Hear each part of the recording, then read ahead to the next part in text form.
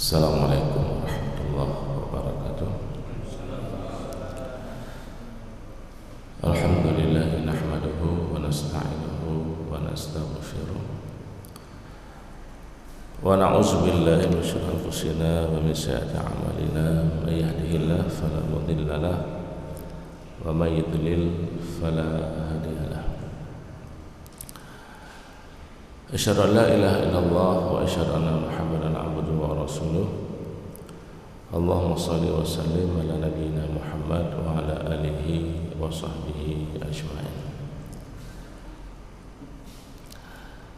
Qala subhanahu wa ta'ala fil Qur'anil Karim, a'udzu billahi minasyaitonir rajim. Inna iddatash syuhuri indallahi 12 syahran fi kitabillahi yawma khalaqas samawati wal arda minha arba'atu hurum. Zalika dinul qayyim fala tadlimu fihinna anfusakum wa qatilul musyrikina kafah kama yuqatilunakum kafah wa'lamu annallaha ma'al muttaqin. Sidang jamaah salat subuh rahimakumullah. Setelah bulan Zulqa'dah berlalu, tinggal beberapa hari lagi, tentunya kita akan memasuki bulan Dzulhijjah. Sebagaimana kita telah mengetahuinya, di 10 yang pertama bulan Dzulhijjah merupakan hari-hari yang sangat istimewa di sisi Allah, dan keutamaannya melebihi daripada jihad fisabilillah. Subhanallah, luar biasa. Sebagaimana Rasulullah SAW menyebutkan, ma min ayami, ini terkait dengan keutamaan 10 yang pertama bulan Dzulhijjah. Beda dengan Ramadan. Kalau Ramadan 10 yang terakhir, karena di 10 yang terakhir ada satu malam yang nilai ibadah sama seperti kita beribadah 1000 bulan. Sedangkan di bulan Dzulhijjah, di 10 yang pertama keutamaannya, enggak di 10 yang kedua ataupun di 10 yang terakhir, tidak. Ma min ayami al-amalu sholihu ahabbu ilallah min hadhil ayyam. Tidaklah di antara hari-hari al-amalu sholih,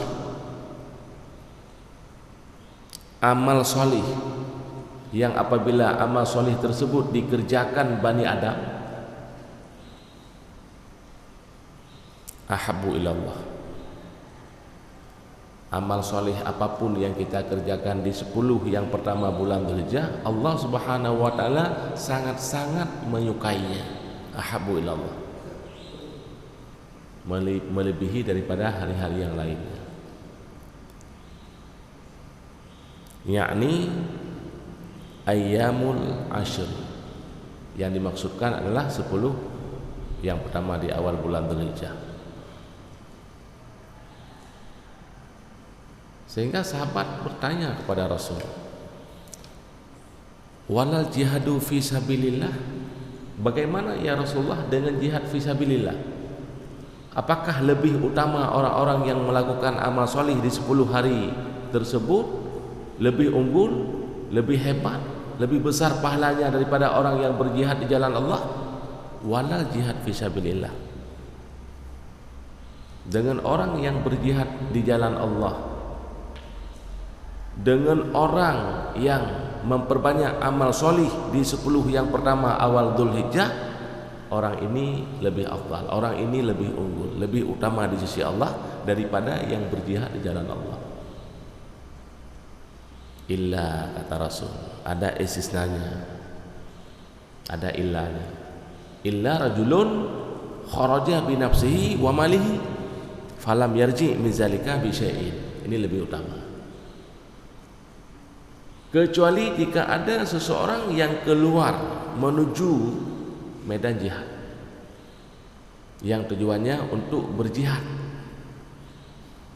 Dia membawa jiwanya, binafsihi. Rajulun kharaja binafsi wa malihi, dan membawa hartanya, nyawa dan harta dibawa sekalian. Falam yarji min zalika bi syai'in, kedua-duanya tidak pulang, maka tidaklah pulang apa yang dia bawa tadi untuk berjihad jalan Allah, baik nyawanya dan hartanya, perlengkapan peperangan. Tidak ada satupun yang pulang, baik baju, kopiah besi, senjata, pedang dan lain sebagainya, semuanya diambil musuh dan rohnya diambil Allah. Mati syahid, syahid dunia akhirat. Maka orang ini lebih utama, lebih mulia, lebih hebat di sisi Allah Azza wa Jalla daripada orang yang bersungguh-sungguh dengan amal soleh di 10 yang pertama awal Dzulhijjah. Lebih unggul orang mati syahid karena banyak keutamaan orang mati syahid. Dalam satu hadis Rasulullah menyebutkan mereka diberikan kesempatan untuk mensyafaatkan kerabatnya sejumlah 70 orang. Ini orang mati syahid, syahid dunia akhir. Maka di masa Rasulullah SAW, pada saat ada seruan jihad, mereka berlomba-lomba untuk mendaftarkan diri. Jangan sampai ketinggalan, jangan sampai masbuk, mereka berlomba-lomba. Di dalam sebuah hadis disebutkan pada ketika terjadi perang Uhud.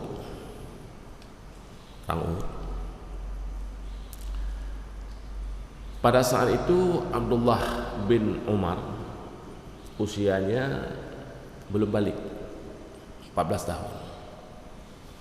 Beliau datang ke Rasulullah SAW untuk mendaftarkan diri sebagai mujahid. Setelah Rasulullah periksa, ternyata ada syarat yang tidak lengkap. Apa syaratnya? Balik. Belum balik.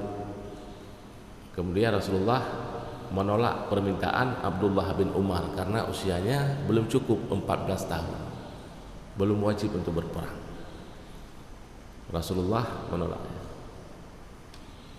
Begitu semangatnya mereka, masih muda belia, masih remaja, sudah mempersiapkan dirinya untuk Allah, membela agamanya. Kemudian pada saat perang Khandaq setahun kemudian, usia Abdullah bin Umar 15 tahun. Datang lagi ke Rasulullah, ya Rasulullah, saya daftar. Setelah diperiksa ternyata dia udah balik, barulah dikabulkan permintaannya. Usia 15 tahun sudah terjun medan perang. Apa yang diharapkan? Ridha Allah, enggak lain. Karena Allah Subhanahu wa taala telah memberitahukan, ini informasi penting kepada kita semua, di dalam surat At-Taubah ayat 111. Innallaha ashtara minal mu'minina anfusahum wa amwalahum bi anna lahumul jannah. Nah, ini transaksi akhirat, jual beli akhirat, bukan dunia. Innallaha ashtara, sesungguhnya Allah membeli daripada orang-orang yang beriman. Apa yang Allah beli dari orang-orang yang beriman? Minal mu'minina anfusahum, nyawa mereka, wa amwalahum, harta mereka, Allah beli. Walaupun itu milik Allah, roh yang dikandung badan, jiwa kita, harta kita milik Allah. Namun demikian Allah membeli dari orang-orang yang beriman jiwa mereka dan harta mereka. Dengan apa Allah beli? Bi anna lahumul jannah. Alat tukarnya. Dengan apa Allah beli? Dengan surga. Bi anna lahumul jannah. Alat tukarnya yang Allah jadikan untuk membeli jiwa dan harta orang beriman dengan surga. Jadi mengorbankan jiwa di jalan Allah dan hartanya di jalan Allah untuk mendapatkan surganya.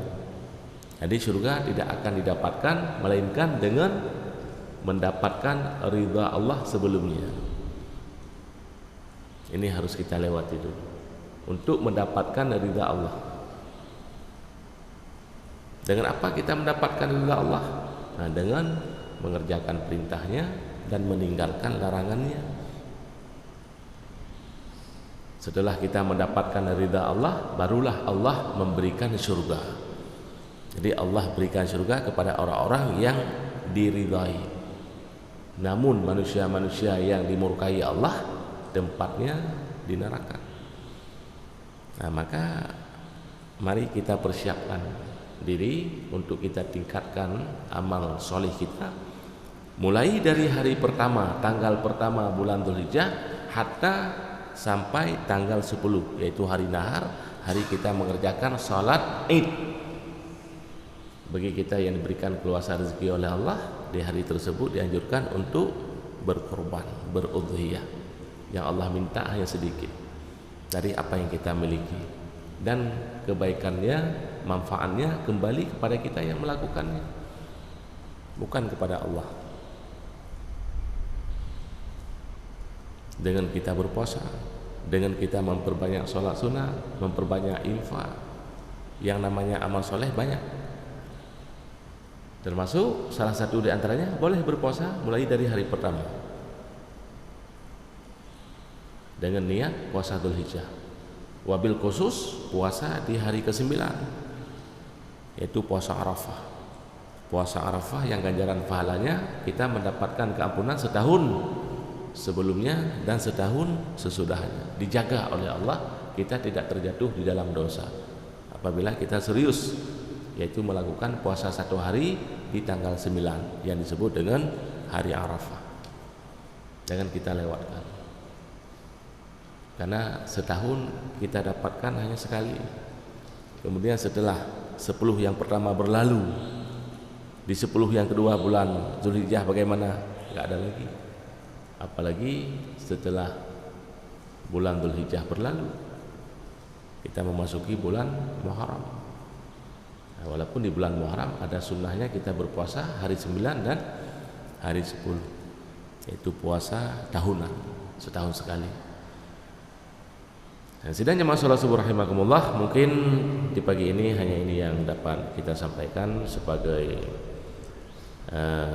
pelajaran ulangan ataupun sebagai motivasi bagi kita semua dalam meningkatkan amal ubudiyah kita kepada Allah Subhanahu wa taala, wabil khusus di 10 awal bulan Dzulhijjah.